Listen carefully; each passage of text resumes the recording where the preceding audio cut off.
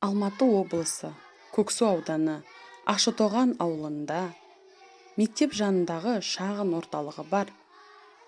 Номер 5 мектебінде бастауыш сынып ұстазымын. Мен Калиева Альмира Мұхитқызы. Балалық арманым ұстаз болу еді.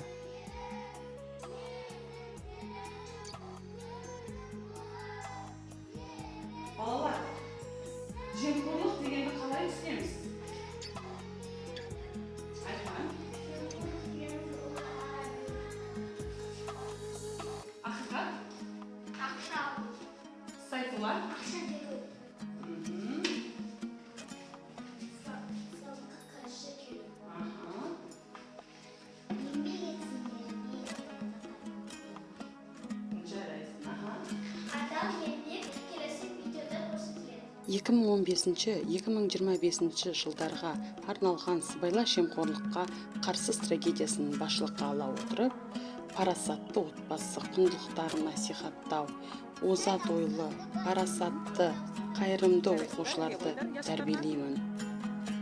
Бала тәрбиесі үлкен өнер. Әр балаға әр түрлі тәсіл керек. Бала жүрегі кішкентай ғана күй сандық секілді. Оның кілтін тапсаң ғана ашылады. Балалар біздің болашағымыз. Отбасымыздың тірегі, қамқоршысы, асыраушысы. Жолдасым Галиев Серік Батырбекұлы Балпықби ауылында зергерлік шеберханада жұмыс атқарады. Өз жұмысының шебері. Шеберханада 2010 жылдан бері істеп келе жатыр. Әр түрлі әшекей бұйымдар жасалуда.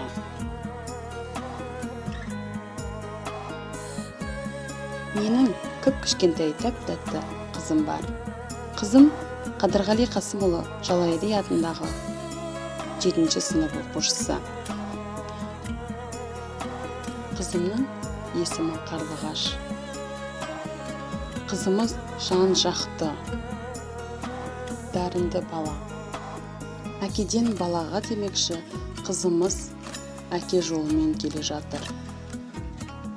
Болашақ зергер.